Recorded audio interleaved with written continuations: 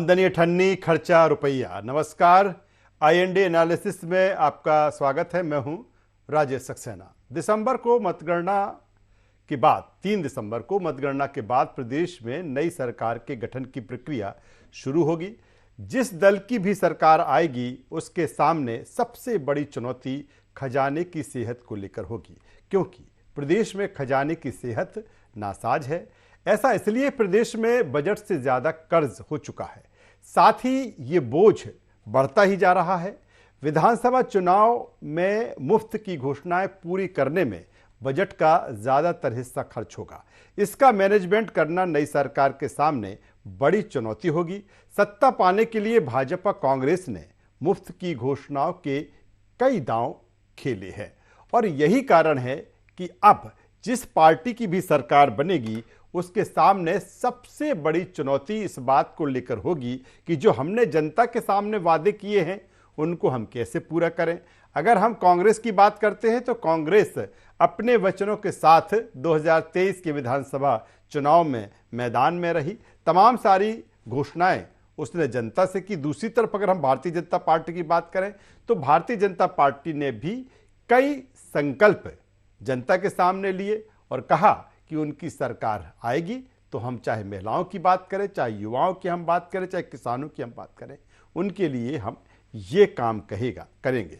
और सवाल अब इस बात को लेकर है कि जिस तरह से प्रदेश पर कर्ज का बोझ बढ़ रहा है, ऐसे में अब सवाल ये उठता है कि जिस तरह से ये जो योजनाएं जिनको लेकर कह सकते हैं कि मुफ्त की जो ऋणियां हैं वो दी जा रही हैं, कहीं ना कहीं इससे अन्य काम जो विकास के काम हैं वो भी प्रभावित हो सकते हैं। तो कह सकते हैं कि सरकार किसी की भी आए, लेकिन अगर हम आर्थिक मोर्चे पर देखें तो जो ताज कांटों भरा होगा। आज इसी पर हम चर्चा करेंगे, बातचीत करेंगे। चर्चा शुरू करें उससे पहले अपने मेहमानों से आपका हम परिचय करा देते हैं, तारुफ करा देते हैं, फिर इस चर्चा को, इस डिबेट को हम आगे बढ़ाएंगे। 3 मेहमान इस चर्चा में हमारे साथ में हैं। पहले हम उनके पास में आते हैं। हमारे साथ में स्टूडियो में मौजूद हैं CA दीपक गोयल जी, आर्थिक विश्लेषक। स्वागत करता हूं सर आपका। हमारे साथ में हैं डॉक्टर रोहित नायक जी, प्रदेश प्रवक्ता कांग्रेस। रोहित जी आपका स्वागत है। और हमारे साथ में हैं वंदना Tripathi ji, media panelist Bharatiya Janata party. वंदना जी मैं आपका भी स्वागत करता हूं। मैं सबसे पहले डॉक्टर रोहित नायक जी आपके पास में आता हूं। क्योंकि जो मेरा पहला सवाल है दोनों के लिए, चाहे वो भारतीय जनता पार्टी हो चाहे कांग्रेस हो, इक्वल है। मेरा सीधा सा सवाल इस बात को लेकर है कि अगर सेहत पर नजर डालें, जो हमारे पास में आंकड़े हैं कि 2020 में क्या कर्ज की पोजीशन थी, 22 में क्या हो गई और 23-24 में, यानी कि अगर इस साल के अंत को देखें तो मुझे लगता है कि लगभग 3.31 या कहें कि इससे भी ज्यादा का जो बोझ है, करीब 3.85 लाख करोड़ का जो कर्ज है वो बढ़ जाएगा। सीधा सा सवाल रोहित जी ये है कि कांग्रेस ने भी तमाम सारे वादे अपने वचन पत्र में किए हैं, चाहे वो महिलाओं को लेकर बात की जाए, युवाओं को बात की, ये पूरा कैसे होगा? ये लगता है कि चुनौती भरा है। बहुत राजेश जी, मैं तो पहले आपका धन्यवाद करूंगा। काफी दिनों बाद चुनाव के उपरांत आपके साथ मुखातिब हो पा रहा हूं जी। और मैं ये कहना चाहूंगा स्पष्ट रूप से कि कोई भी सरकार बने, मुझे तो लगता है मुख्य रूप से सबसे ज्यादा चुनौतीपूर्ण होगा यदि भाजपा की सरकार फिर से बन जाती है। उसका एक विशेष कारण है क्योंकि भाजपा के पास रोड मैप नहीं है, लीडरशिप है लेकिन विजन नहीं है। और इन दोनों का कॉम्बिनेशन ही है जो आज इस स्थिति में मध्य प्रदेश पहुंचा हुआ है। ये कोई अतिशयोक्ति नहीं होगी कि 18 साल से, पिछले 18 वर्षों से, या जहां पर भी ये काबिज है, चाहे जिस भी राज्य में इनकी सरकारें बनी हुई या देश में आए हो, ये आप देख लीजिए कि किस तरीके का प्रपंच रचाते आए हैं, किस तरीके का प्रोपेगेंडा पॉलिटिक्स करते आए हैं और यथास्थिति क्या है। आज अगर हम इस चर्चा में बैठे हैं तो इसका अर्थ ये है कि हम चिंता कर रहे हैं भविष्य की, और जो भूत था और वर्तमान है वो हमारे हाथ से निकल चुका है। और जो स्थितियां मध्य प्रदेश में बन चुकी हैं, जितना कर्जा लिया हुआ है और जितना जो भी कर्ज के तले दबा हुआ है यहाँ का नागरिक और पूरी सरकार और प्रदेश, इसको समझना बहुत आवश्यक है कि कहने को तो कितने सब्ज बाग दिखाए गए अपने ही चैनल पे और अन्य चैनलों पे, जहां पर भी मैं बैठा, बड़ी बड़ी बातें करी गई कि भाई रोड में गड्ढे होते थे, गड्ढे में रोड थे, और इस तरह की स्थितियां थी मध्य प्रदेश में पहले, जब 2003 से पहले कांग्रेस काबिज थी। लेकिन आप देखिए, अगर इनने इतने विकास कार्य किए हैं और ये वाकई सही दिशा में हुए हैं, तो फिर प्रदेश गड्ढे में क्यों चला गया? यहाँ का नौजवान क्यों बेरोजगार है? यहाँ पर इस तरह की स्थितियां क्यों है कि उपार्जन नहीं हो पा रहा है? आज की तारीख में जियोलॉजिकली देखा जाए तो हम सेंट्रली लोकेटेड है, लेकिन ऐसा क्यों है कि जो दिल्ली में बैठी कंपनी है वो केरला में, कन्याकुमारी में, तमिलनाडु में, नीचे देश के राज्यों में जाके इन्वेस्ट करना चाहती है, लेकिन मध्य प्रदेश में इन्वेस्ट नहीं करना चाहती? उसका बहुत बड़ा कारण है कि प्रशासनिक रूप से जो प्रचार से चल रही थी सरकार, जो प्रसार से चलना चाहिए था, योजनाओं का क्रियान्वयन और प्रसार होना चाहिए था, वो प्रचार में तब्दील हो गया। आप होर्डिंग्स लगाकर ये तो बता सकते हैं कि हम क्या काम कर रहे हैं, लेकिन उसमें पैसा व्यय होता है और टैक्स पेयर का पैसा जाता है। इनने प्रचार तो खूब किया, लेकिन प्रसार कुछ नहीं हो पाया। धरातल पे उसका क्रियान्वयन लेकिन आज डॉक्टर भी रोहित देखिए। नायक, लेकिन डॉक्टर रोहित नायक बिल्कुल सही आप बात कर रहे हैं और मुझे लगता है कि आप वाजिब चिंता भी कर रहे हैं, क्योंकि जिस विषय को लेकर आप आज का हम जो चर्चा या डिबेट कर रहे हैं, लेकिन मेरा सवाल इस बात को लेकर कि जो चीजें अगर दोनों का, आपका वचन पत्र है, उनका संकल्प पत्र है, अगर दोनों का कंपेरिजन किया जाए तो लगभग एक सा है। यानी कि अगर कहीं आपकी भी सरकार आती है तो कहीं उसी ट्रैक पर आप जाते हुए नजर आ रहे हैं उस वचन पत्र में। तो नहीं लगता कि जिस तरह की चीजें निर्मित हो रही है मध्य प्रदेश में, ये और भयावह होने वाली हैं? नहीं राजेश जी, जैसा मैंने कहा कि एक लीडरशिप के साथ विजन होना बहुत जरूरी है। जब कमलनाथ जी ने कार्यभार संभाला था, तब मुझे ये कहते हुए गुरेज नहीं है कि मुझे लगता नहीं कि बीजेपी को लगा भी था कि कभी कांग्रेस 2018 में सरकार बना लेगी, लेकिन ऐसा हुआ। और ऐसा इसलिए हुआ क्योंकि जो जो जिस तरह क्रियान्वयन कार्य योजनाओं का होना चाहिए उस तरह क्रियान्वयन हुआ नहीं, तो जनता के बीच तो घुटन थी ही। और एक विजन जो है वो इसलिए आवश्यक है क्योंकि आप जो भी काम करेंगे उसका रोड मैप तो होना चाहिए ना। आप पहले पाइपलाइन बिछाते हैं, पाइपलाइन बिछाने के बाद आप उसके बाद अन्यत्र जो उसमें अगर आपको चाहे वो टेलीकॉम से संबंधित पाइपलाइन हो या सीवेज से संबंधित पाइपलाइन हो, फिर आप सड़क का जो है टेंडर निकालते हैं, सड़क बनती है, फिर उसमें चलिए मैं आता हूं डॉक्टर रोहित नायक, दोबारा आपके पास में आऊंगा, उस रोड मैप को लेकर और आगे बढ़ाएंगे और कुछ बाद में जी। बाकी काम हो। चलिए मैं वंदना जी के पास में आ जाता हूं। वंदना जी, यही सवाल भारतीय जनता पार्टी से है, कैसे पूरा होगा संकल्प? क्योंकि आप भी अब उसी ट्रैक पर हैं और अभी कांग्रेस तो ये कह रही थी कि हम सरकार में आएंगे तो हम ये करेंगे, लेकिन आप सरकार में रहते हुए उस पर आगे बढ़ गए 1000, 1250 और फिर 1500, फिर एक पूरी चैन है वो 3000 तक पहुंचेगी। ये और फिर इसके अलावा तमाम अन्य चीजें हैं, लेकिन जो सेहत है खजाने की वो बेहतर नहीं है। कैसे होगा ये? सभी पैनलिस्टों को नमस्कार और आपको तो सादर प्रणाम, क्योंकि आपके चैनल पे बैठना और आपके साथ बोलना एक बहुत ही हर्ष का विषय होता है हमेशा राजेश जी। और रोहित जी को बहुत बहुत धन्यवाद, उन्होंने कहा कि भाजपा की सरकार बनेगी। कम से कम आपने ये कहा और आपने एक्सेप्ट किया कि भाजपा की सरकार बनेगी और अवश्य भाजपा की ही सरकार बनेगी। और अब हम आ जाते हैं इकोनॉमी और कर्ज बराबर बराबर चलना चाहिए। अगर आप में पेइंग कैपेसिटी है तो कर्ज लेना अच्छा है। वो सर्फ एक्सेल का आपने एडवर्टाइज देखा होगा कि दाग अच्छे हैं, तो अगर आपके पास है इतनी कैपेबिलिटी कि आप उस कर्ज को पे कर सके तो कर्ज लेना अच्छा है। अब हम मानकों की बात कर लेते हैं। तो SGDP जो हमारा मानक है उसको अगर हम देखें तो केंद्र और रिजर्व बैंक का जो मानक स्थापित किया है उससे बहुत कम कर्ज लिया हुआ है हमने। उसका जो मानक स्थापित है उससे काफी कम कर्ज में है मध्य प्रदेश की सरकार। अपितु जब हम राजस्थान की बात करें जो कि इनकी कांग्रेस की सरकार का शासित राज्य है, वहां पे SDGP का 38% हो चुका है कर्ज के रूप में यूज, और यहाँ पे मध्य प्रदेश की बात करें तो 27.5%। तो आप देखिए कि कंपैरिजन जब ये लोग करते हैं तो अपने जो शासित राज्य हैं उनकी बात नहीं करते। अब पंजाब की बात करें तो पंजाब जो कि हमसे जनसंख्या में काफी कम है, वहां 2.5 लाख करोड़ रुपए का कर्ज है। उसके अलावा अगर हम देखें राजस्थान की, जब ये हमेशा बड़ाई करते हैं कि राजस्थान बहुत अच्छा कार्य कर रहा है क्योंकि इनका शासन है, तो जहां कांग्रेस का शासन होता है वहां सब चीजें अच्छी हैं, कर्ज अच्छा है, कर्ज लेना अच्छा है, घोषणाएं करना अच्छा है। तो उनकी जनसंख्या हमसे 1 करोड़ कम है और कर्ज ज्यादा। अब अगर हम इनके जो मनमोहन जी हैं उनकी बात करें और इनकी यूपीए गवर्नमेंट की बात करें, क्योंकि इनके जो रिमोट कंट्रोल वाली सरकार थी मनमोहन सरकार, तो उन्होंने हमें वित्तीय अनुशासन के लिए पुरस्कृत किया है जी। तो आप इस चीज को तो मानेंगे रोहित जी। वित्तीय अनुशासन का पुरस्कार मध्य प्रदेश को आपकी ही सरकार ने, आपकी अलायंस वाली सरकार ने दिया था। अगर हम गेहूं निर्यात की बात करें तो भारत का 40% जो गेहूं है वो हम लोग दे रहे हैं, मध्य प्रदेश दे रहा है। हम इलेक्ट्रिसिटी सरप्लस स्टेट है। हम 650 मेगावाट पावर से दिल्ली की मेट्रो चला रहे हैं। हम वो देश है जिसके लेकिन ये वंदना जी, अभी भी कांग्रेस उसी बात को पकड़े बैठी है। वो कहते हैं कि जब 2018 में इलेक्शन हुआ था तो उस समय की जब वित्त मंत्री थे मलैया जी, उन्होंने कहा था खजाने की सेहत को लेकर उन्होंने चिंता जताई थी, और फिर उसी के बाद जब कमलनाथ जी आए तो उन्होंने कहा कि खजाना जो खाली हुआ वो सवाल भारतीय जनता पार्टी के वित्त मंत्री पर उठाते रहे कि उन्होंने पहले कहा था कि खजाने की स्थिति बेहतर नहीं है। देखिए, इनकी सरकार ने क्यों बोला कि खजाने की स्थिति खराब है?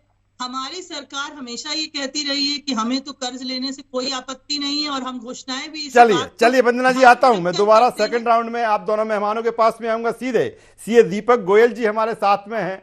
मैं चाहता हूं कि बेहतर तरीके से वो चीजों को बता पाएंगे, निष्पक्ष तरीके से बता पाएंगे, और मध्य प्रदेश में क्या कुछ खजाने की स्थिति है, किस तरह से सेहत है उसकी है, क्योंकि जो नजर आ रहा है, जो अभी नजर आ रहा है, भविष्य के लिए जो नजर आ रहा है कि जिस तरह से लगातार कर्जा बढ़ रहा है। सीधे दीपक गोयल जी, जिस तरह से जो वर्तमान स्थिति है, और हम बात कर रहे हैं कि सरकार अब किसी की भी आए, चाहे वो कांग्रेस की सरकार आए या फिर भारतीय जनता पार्टी की सरकार आए, जो उसको मिलेगा, जो चीजें उसको मिलेगी, क्योंकि वादे बहुत हुए हैं, उनको भी पूरा करना है, डेवलपमेंट विकास भी करना है। सर, कैसे देखते हैं मध्य प्रदेश की आर्थिक सेहत को अभी आप? देखिए, मध्य प्रदेश की आर्थिक सेहत तो यानी ठीक है आज की डेट में जी। लेकिन ये जो योजना है जी, ये आज एक पॉलिटिकल कंपल्शन है। हमको इस तरीके से देखना चाहिए कि ज़रूरत से ज़्यादा ये हो गया है कि चाहे वो कांग्रेस हो या बीजेपी हो या कोई अन्य पार्टी हो, फ्री बीज को आज की डेट में कोई रोक नहीं पा रहा है जी। लेकिन फ्री बीज का जो अमाउंट है वो किससे आ रहा है जी? हमारे यहाँ एक नैरेटिव सेट हो जाता है, जैसे कि बिजनेसमैन चोरी करता है, फॉर एग्जांपल जी। आप बताइए, बिजनेसमैन से ईमानदार आदमी कोई नहीं है।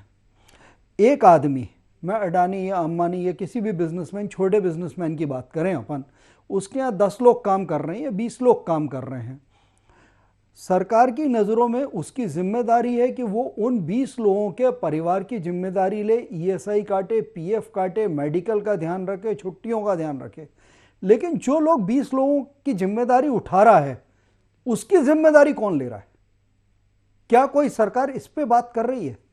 क्या कोई पॉलिटिकल पार्टी इस पे बात कर रही है कि जो बिजनेसमैन सारे टैक्सेस दे रहा है, जिससे सारी सरकारें चल रही हैं, इतने लोगों को, लाखों लोगों को रोजगार दे रहा है, उसकी सेफ्टी सिक्योरिटी क्या है? बात टैक्स पेयर के पैसे की हो रही है ना।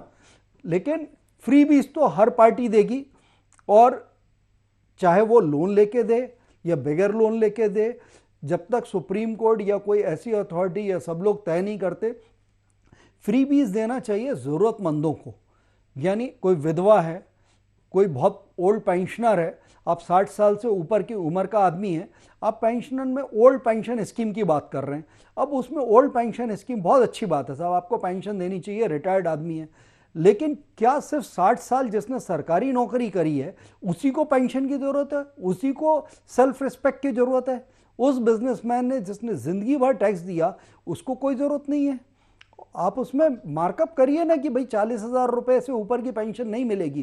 किसी पार्टी की हिम्मत नहीं है बोलने की जी। आप यानी ठीक है आप दीजिए, लेकिन क्या नहीं देना चाहिए जो मिल रहा है लोगों को?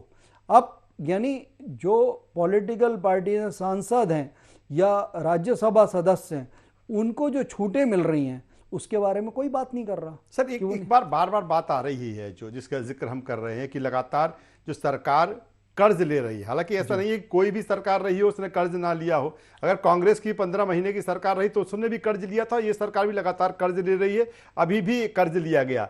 तो जो कर्ज लगातार बढ़ रहा है, दूसरी तरफ ये भी कहा जा रहा है, अगर चूंकि अभी भारतीय जनता पार्टी की जिस तरह से सरकार है कि हम मानक के आधार पर ले रहे हैं, कोई ऐसे उठा के कहीं से नहीं ला रहे हैं, जो उसके रूल रेगुलेशन उसी के अकॉर्डिंग ले रहे हैं। क्या ये बात सही है कि इसी के आधार पर लिए जा रहे हैं, या फिर कर्ज का जो दबाव है वो मध्य प्रदेश में बढ़ रहा है? नहीं, देखिए, कर्ज दो तरीके का होता है, हमें सिर्फ कर्ज से नहीं समझना चाहिए।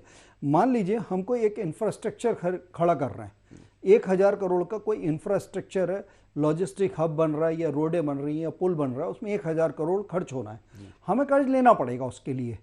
एक है कि हम रिकरिंग एक्सपेंसेस के लिए, मान लीजिए मैं तनख्वाह बांटने के लिए कर्ज लेके तनख्वाह बांट रहा हूँ, मैं कह रहा हूँ कि भाई मेरे को कर्ज लेना है और फ्री पैसा बांटना है, वो गलत है। लेकिन अगर हम इंफ्रास्ट्रक्चर डेवलप कर रहे हैं, और इंफ्रास्ट्रक्चर पिछले 18-20 साल में एक अच्छा इंफ्रास्ट्रक्चर मध्य प्रदेश में डेवलप हुआ है, तो ऐसा डाटा गवर्नमेंट लेकिन सर ये तमाम जो पैसा है वो फ्री बीज में भी तो जा रहा है सर। हाँ, फ्री बीज में जा रहा है ना, वो मैं यही बोलता रहा हूँ ना आपको कि देखिए, सब पॉलिटिकल पार्टीज का एक कंपल्शन है। अगर अपन थोड़ा यानी पीछे जाएं, 2018 में जैसे कि कांग्रेस की इलेक्शन जीती, फॉर एग्जांपल, मैनिफेस्टो में क्या लिखा था? 8000 रुपए महीना हम सभी अनएम्प्लॉयड लोगों को देंगे जी। बीजेपी का मानना था कि 8000 रुपए महीने की वजह से कुछ वोट परसेंटेज शेयर शिफ्ट हुआ, तो उससे कांग्रेस की सरकार बन गई। 18 महीने कांग्रेस की सरकार रही, उन्होंने वो 8000 नहीं दिए। इस बार 4.5 साल तक बीजेपी ने कोई फ्री बीज नहीं दी। आखिरी के 6 महीने में उन्होंने लाडली बहना करी, लोगों को इम्पैक्ट करा। एक यानी फेथ है लोगों का, यानी एक थॉट प्रोसेस है कि भाई अगर बीजेपी आती है तो ये स्कीम बंद नहीं हो सकती, क्योंकि उन्होंने चालू करी। मैं आता हूं सर, मैं आता हूं फिर एक बार फिर डॉक्टर रोहित नायक के पास में आता हूं।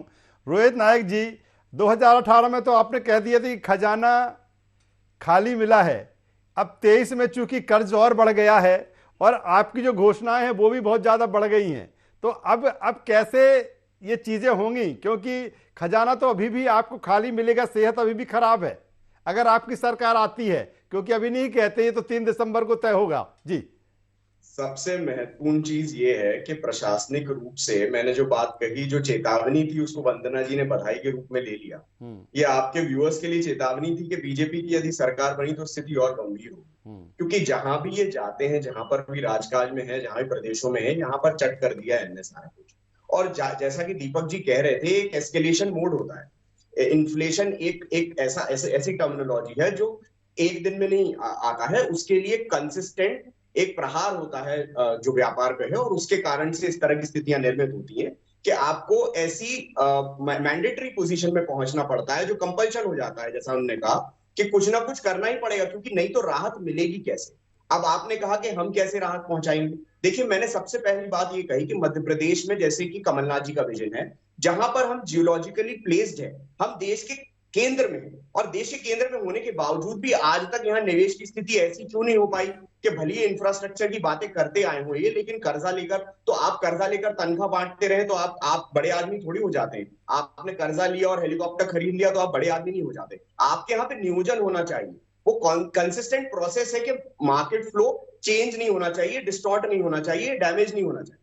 वहां पर यदि प्रहार होगा तो फिर आम आदमी की जेब में जो पैसा जाना है वो रुक जाएगा, और फिर आपके पास और कोई चारा नहीं होगा कि या तो आप फ्रीबीज बांटे या फिर अंत में आप जो है महंगाई को बढ़ाएं।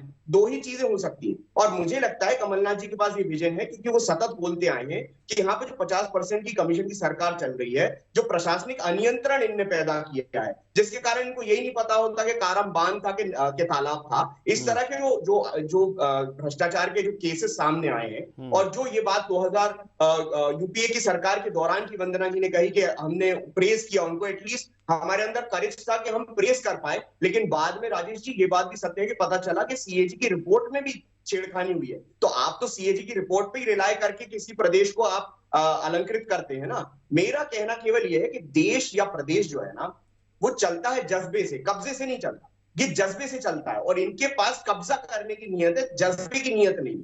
देश को या प्रदेश को क्या लौटाना चाहते हैं, वंदना जी जवाब दे दीजिए। प्रशासनिक नियंत्रण की बात कर रहे हैं। 18 साल में स्थिति है, तभी तो हम यहाँ बैठे हैं ना। चलिए जवाब दे दीजिए। वंदना जी कह रहे हैं प्रशासन का नियंत्रण रहा। देखिए रोहित जी, जो ये बार बार बात कहते हैं कि खजाने की सेहत खराब है, तो खजाने की सेहत 2023 में खराब थी, जब 23,100 करोड़ रुपए जो आपने हमें दिया था एज अ बजट, जिसको हमने 3 करोड़ 14 हजार करोड़ रुपए कर दिया है 2023 में। तो ये 2003 का मध्य प्रदेश नहीं है, ये 2023 का मध्य प्रदेश।